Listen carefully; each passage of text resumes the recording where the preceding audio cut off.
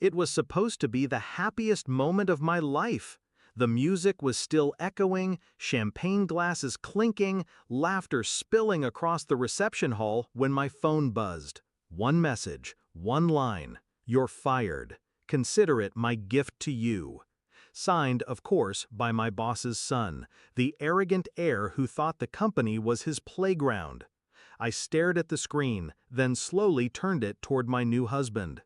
He read it, and instead of anger, he smiled. "Perfect," he whispered.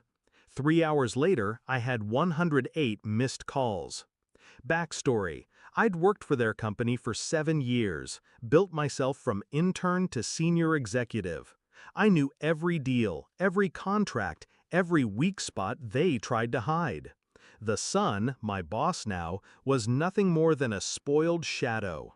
He wore designer suits but couldn't read a balance sheet. His father built an empire. He was dismantling it, brick by brick.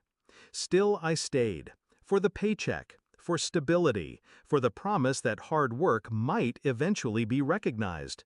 But recognition never came. Instead, I got that text.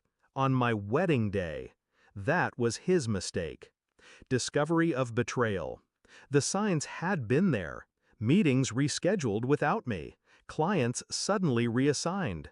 Projects I spearheaded credited to someone else. And then the whispers. She's getting too comfortable. Maybe she doesn't know her place. I ignored them, smiled, kept my head down, until that text arrived, like a blade slid between my ribs. Only, I didn't bleed. I calculated. Shift in mindset. I didn't cry, didn't rage, didn't let him see even a flicker of weakness. Instead, I pulled my husband aside during the reception.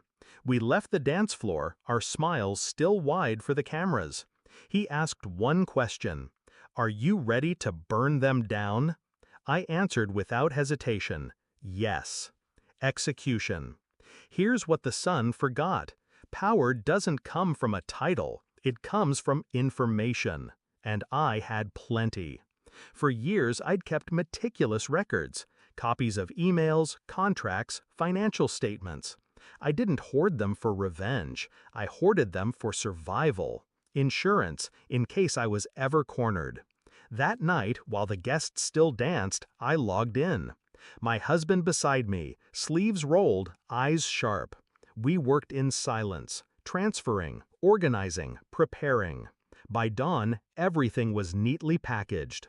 A portfolio of corruption, embezzlement, tax evasion. Evidence that could crush not just the son, but the legacy his father had built. I didn't send it yet. Timing is everything. Instead, I called one of their biggest competitors, the one who'd been circling for years, desperate for an opening. "I think I can help you," I said. They didn't hesitate. They cleared their schedule. The climax. 2 weeks later, the son strutted into the office. He found me waiting in his chair. He laughed. "Didn't you get the message? You don't work here anymore." I smiled. "You're right, I don't." I slid a thick envelope across the desk. Inside, printed contracts, screenshots, signed statements. His face drained as he flipped through them. You can't." "Already did," I cut him off. He tried to bluster, but the tremor in his voice betrayed him. "You'll ruin yourself, too," he spat. I leaned forward, my tone calm, almost gentle.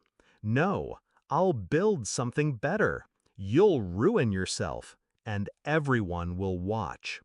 At that moment, his phone buzzed. One notification, then another, then dozens. Because I hadn't gone to the police, not yet. I'd gone to the board, the investors, the partners who'd already been uneasy about his reckless leadership. By the time he looked up at me, his empire was already slipping away. And I just stood, smoothed my dress, walked out without another word. Resolution. That night, my husband poured me a glass of wine.